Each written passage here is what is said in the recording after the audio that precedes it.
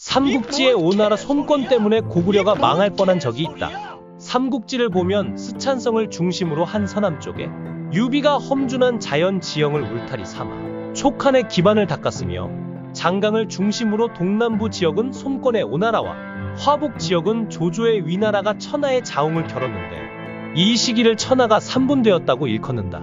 그러나 엄밀히 말하면 당시 중국의 인구와 생산력을 비교해보면 위나라가 60% 이상을 장악했으며 나머지 40%를 오와 촉이 나눠 가졌다. 손권은 촉나라와의 연대만으로는 위나라의 공격을 막아내기 어렵다는 판단을 내리고 위나라의 군사력을 분산시킬 수 있는 전략을 짜내는데, 손권의 이러한 절박함 속에 놀랍게도 고구려라는 카드도 있었다.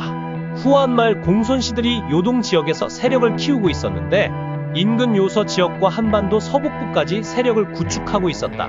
220년에 후한이 멸망한 뒤 조조의 아들이 세운 위나라가 화북 지역에 들어서고 급기야 주변 세력들을 하나하나 제거하자 공손씨 세력은 긴장하기 시작했다. 이러한 불안감이 엄습하던 229년, 생각지도 못한 곳에서 누군가 공손씨 세력에게 손을 내미는데, 그들은 오의 손권이었다.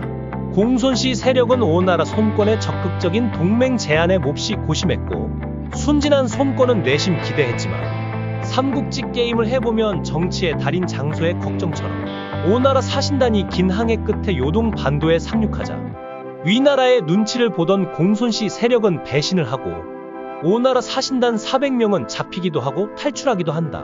진단, 장군 두덕, 황강은 공손년의 군사를 따돌리고 동쪽으로 도망을 갔는데, 어디인지도 모르고 도착한 곳이 바로 고구려였다.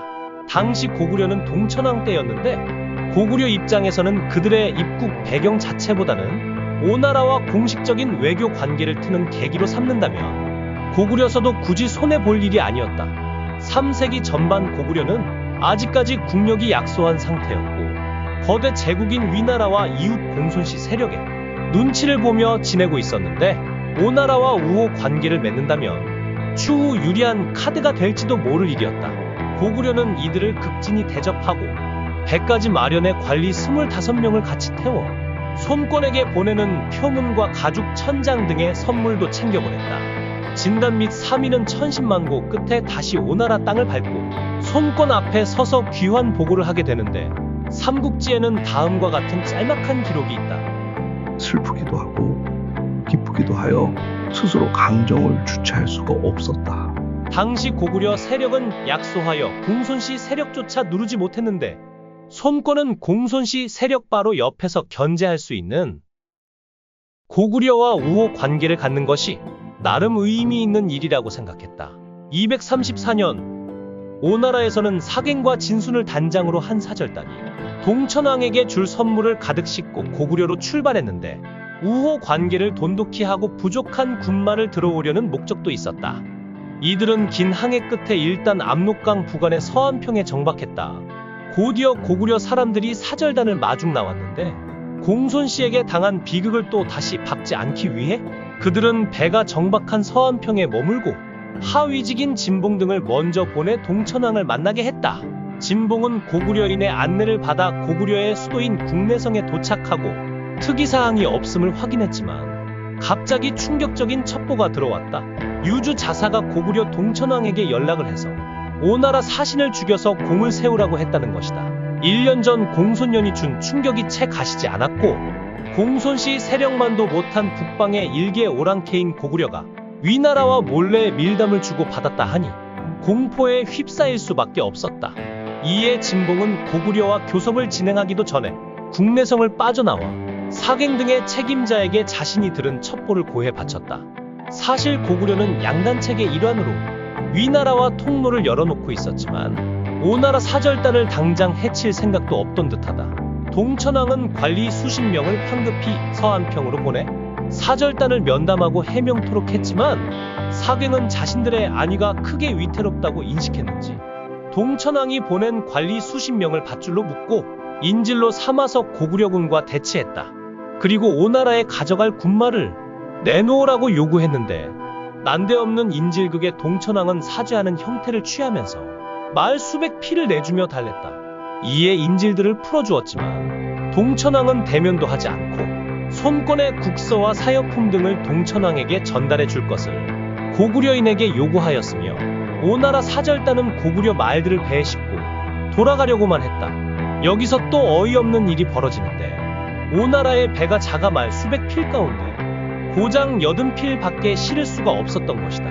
어쩔 수 없이 사절단은 나머지 말들은 내버려둔 채 허둥지둥 오나라로 출항했는데 손권의 첫 번째 고구려 방문 외교는 희한한 해프닝으로 끝난다. 그 사단이 난 지 2년 후 236년 2월 손권은 또다시 소위를 대표로 한 사절단을 고구려에 보냈는데 오나라 사절단이 고구려 땅에 발을 내딛는 순간 그들을 맞이한 것은 관리들이 아닌 굳은 표정의 무장한 병사들이었다. 동천왕 10년 2월에 오나라의 왕 손권이 사신 호위를 보내 화친하기를 청하였는데 왕은 그 사신을 잡아두었다가 7월에 목을 베어 머리를 위나라에 보냈다.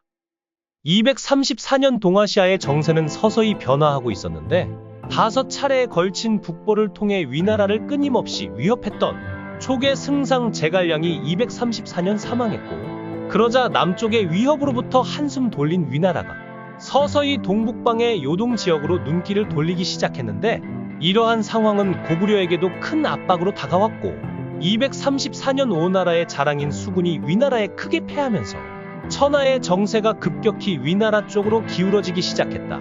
그래서 고구려가 오나라 사신을 바로 죽이지 않고 몇 개월이나 붙잡아두고 정세를 관망했던 것이다. 이후 오나라는 더 이상 요동이나 동북방 세력들과의 외교 시도는 하지 않았다. 조비에 이어 황제에 오른 명제는 238년 제갈량의 북벌군을 막아냈던 필승 카드인 사마이를 호출했는데 그가 이끄는 4만여 명의 병력은 최강의 정예부대였고 요동으로 출정했다.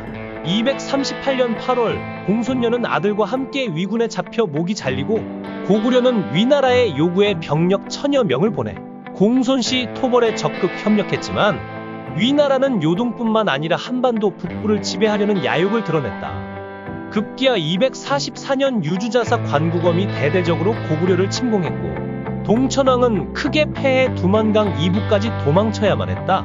고구려의 수도 국내성은 함락당하고 수많은 백성이 죽거나 포로로 끌려가는 대참사를 겪었다. 광개토 대왕과 장수왕 시대 훨씬 전인 240년대에 고구려가 망할 뻔했던 아찔한 순간이었다. 손권의 요동과의 교섭 시도와 해상 왕래는 위나라를 크게 자극했는데 순진남 손권의 무모한 로맨스는 스스로에게도 잔인한 배신의 칼날로 돌아와 꽂혔을 뿐만 아니라 공손씨와 고구려는 멸망 내지 괴멸 수준까지 몰아가고 말았다.